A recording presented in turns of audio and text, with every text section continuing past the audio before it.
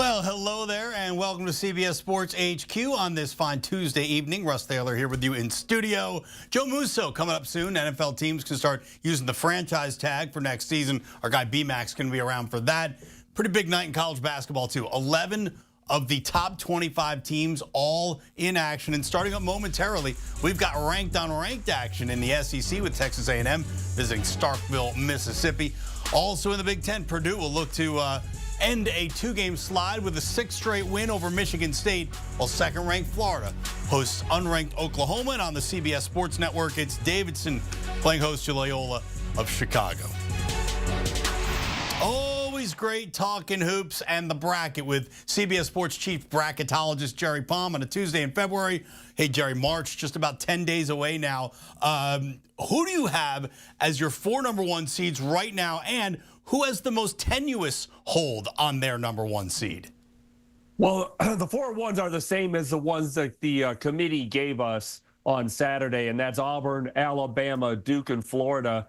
Alabama staying number 2 despite the loss to Auburn because there's a bit of a gap between them and Duke and Florida. But I would say the one with the most tenuous hold is Duke, the 3rd seed, because they don't have the schedule that these other teams have, which means that any loss that Duke takes is going to be more damaging than the losses that these SEC teams that surround them would suffer with a loss. So I think Duke is probably the one with the most tenuous hold. All right, and that would maybe open up an idea for one of the number 2 seeds you have between Houston, Tennessee, Texas A&M, and Wisconsin are the 2 seeds. Which of those 2 seeds do you think has the best chance to move up into a number 1 then?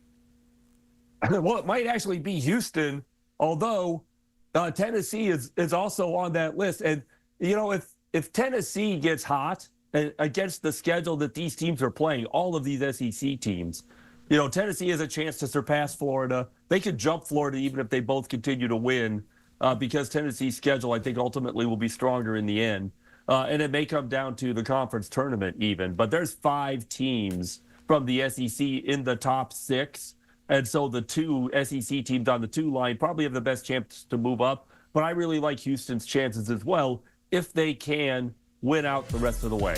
Yeah, look, we are interested in where every team lands because that determines a path to Championship Monday in the NCAA Tournament. But I know a lot of schools are holding their breath right now, and they're going to be holding their breath until Selection Sunday when it comes to, like, the last 4 teams that are in right now. Who are those last 4 teams, and who's just hanging on by a thread right now?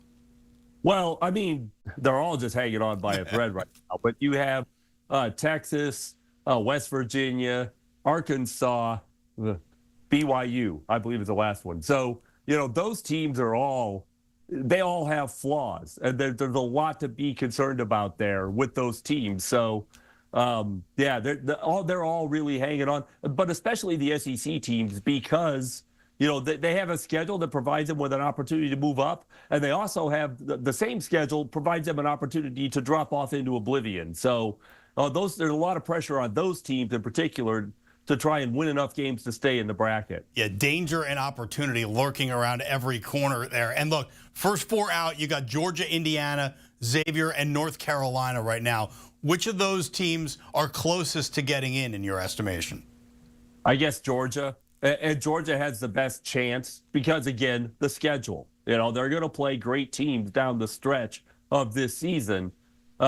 And that, you know, that's a schedule of opportunity and, once again, a schedule of potential disaster. So Georgia is going to have to play well in their remaining games, maybe even finish above 500 in their remaining games or entering the conference tournament so that they have some cushion going into what's going to be a very demanding conference tournament. Yeah, Jerry, color me a little bit surprised that you only have North Carolina as one of your first 4 out. We're going to get to the next 4 in a second. The Tar Heels, though, are teetering. They seem to have been teetering all season long. How close are they to being in that final group, the VCU, Boise State, SMU, Cincinnati? Are the Tar Heels to being in that group and maybe not even being in any of these groups at all at this point? Yeah, that actually, I'm not at all optimistic for North Carolina. I mean, they're 1-10 in quad 1 games. And that's a record that does not get you in the NCAA tournament. In fact, proves you don't belong.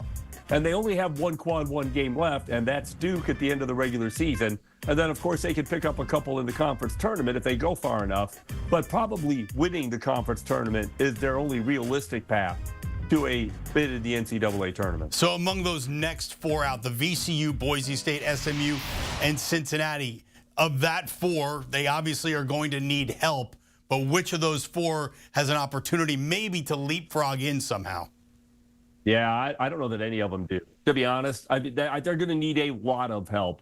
SMU, maybe if they are able to pick up a win, but they gave up a great opportunity getting Wake Forest on their home floor.